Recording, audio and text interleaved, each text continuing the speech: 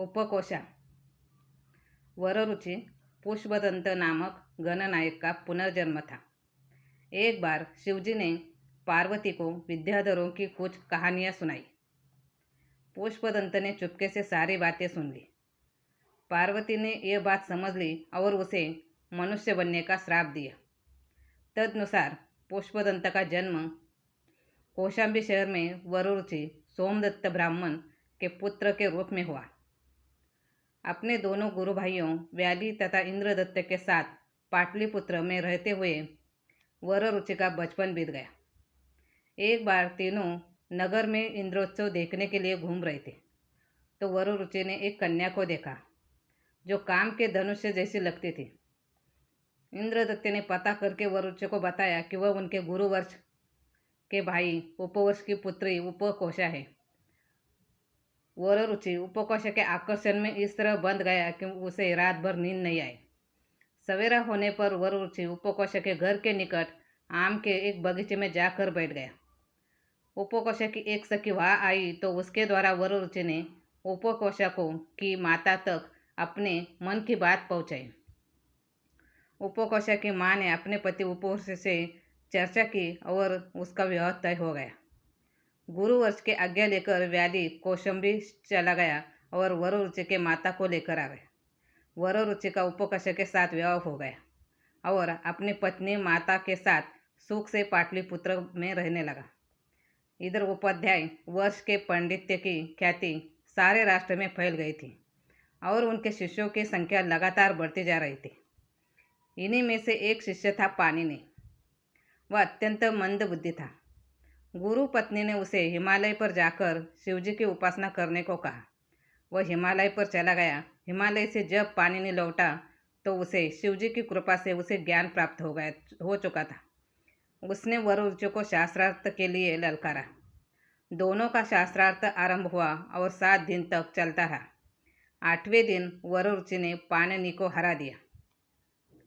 पर ठीक उसी समय भगवान शिवजी ने आकाश से भयंकर हुंकार किया और उसके प्रभाव से उनका पड़ा हुआ सारा का सारा इंद्र व्याकरण नष्ट हो गया।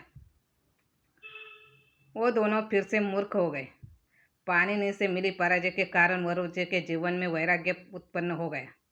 वररुचि का घर का खर्च चलाने के लिए कुछ धन हिरण्यगुप्त नामक वणिक के पास रख दिया जिससे उपकोशा आवश्यकता पड़ने पर उससे पैसा मांग सके और वररुचि भगवान शिव जी की आराधना के लिए हिमालय की ओर चला गया।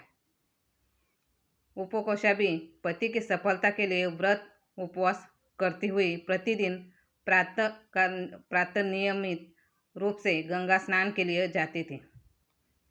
वह पति के विरह में पीली पड़ गई थी और प्रतिपदा के चंद्रमा के समान लगती थी। वसंत का समय था।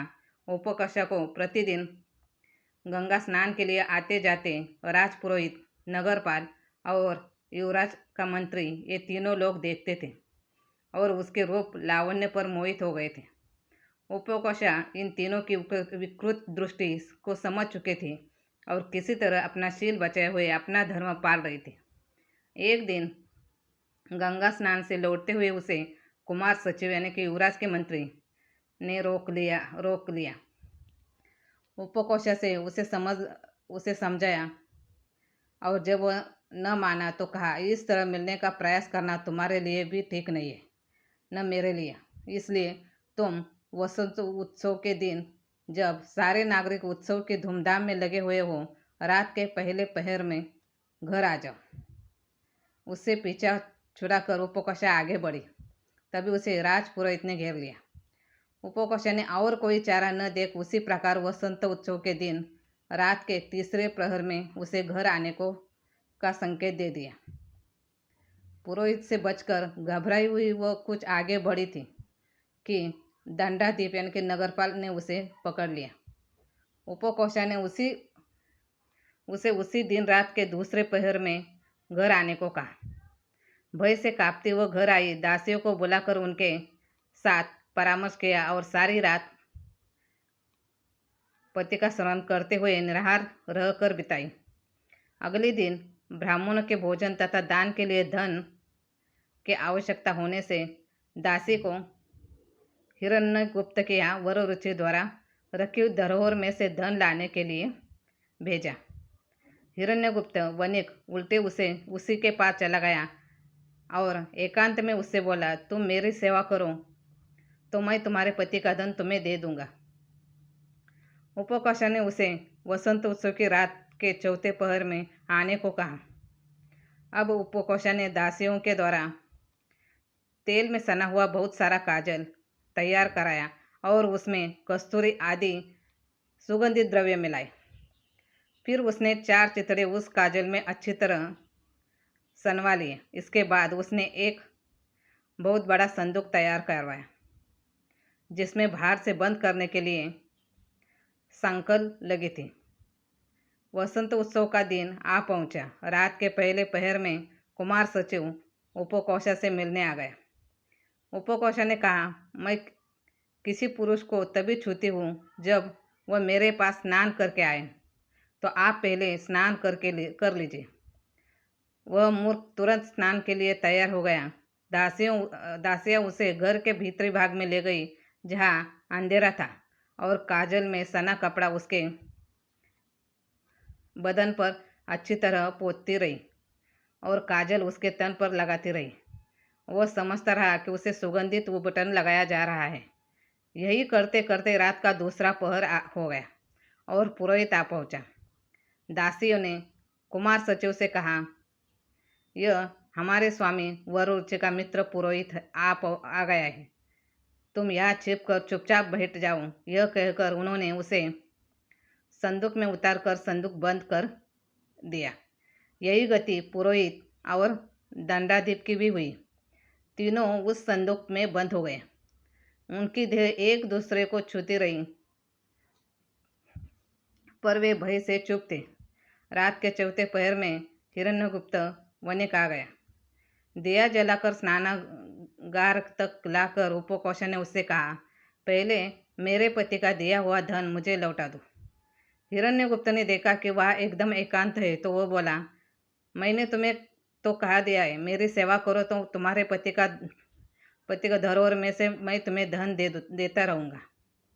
उपकोषा ने वहाँ रखी हुई संदूक के और मुँह करके ऊंचे स्वर में कहा, सुनो देवताओं, इस हिरण्यगुप्त वाणिक का वचन सुन लो। यह कहकर उसने दीपक बुझा दिया और दासियों से वणिक को स्नान करने के लिए कहा।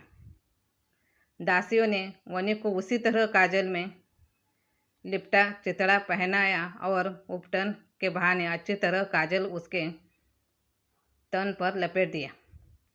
यह करते करते सवेरा हो गया और दासियों ने उससे कहा, अब प्रातःकाल हो गया, तुम जाओ। वणिक आनाकानी करने लगा तो दासियों ने उसे धक्का देकर घर से बाहर कर दिया। काजल में सना फटा चितड़ा लपेटे और काजल से पूते देह वाला वणिक पाटलिपुत्र के राजमार्ग पर प्रातःकाल निकला। कुत्ते भौंकते हुए उसे काटने को दौड़ रहे थे। किसी तरह वो घर पहुंचा और अपने सेवकों से देह में पुतला काजल धुलवाने लगा। लाज के कारण वह उन सेवकों के आगे आंख नहीं उठा पा रहा था। इधर उपकोषा ने एक दासी को साथ लिया और राजा नंद के महल में गुहार करने जा पहुंचे। उसने राजा से कहा कि हिरण्यगुप्त नामक बनिया मेरे पति के निक्षेप का धन हड़पना चाहता है। राजा ने तुरंत वणिक को बुलाया।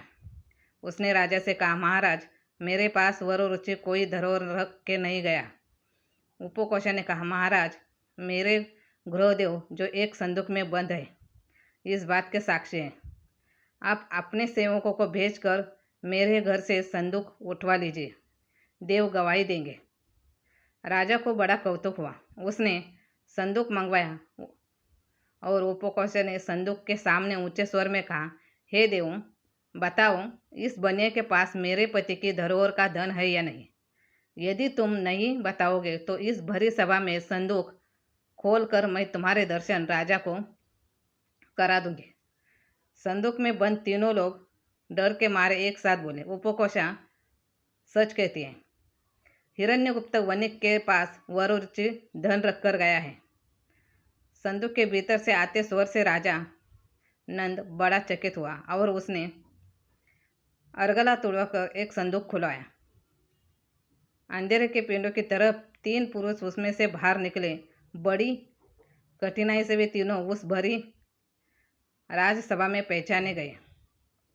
राजा के पूछने पर उपकोष ने सारा वृत्तांत बताया। राजा ने उसकी बड़ी प्रशंसा की और कहा कि आज से तुम मेरी बहन हो। इसके साथ ही कुमार सचिव दंडाधिप और पुरोहित की संपत्ति जब्त करके राजा ने तीनों को देश से निकाल दिया। इसके बाद इन सारी घटनाओं का पता उनके गुरु वर्ष और उनके ससुर पोष को चला, तो उन्होंने उपकोष की बुद्धिमत्ता को बहुत सराहा। धन्यवाद।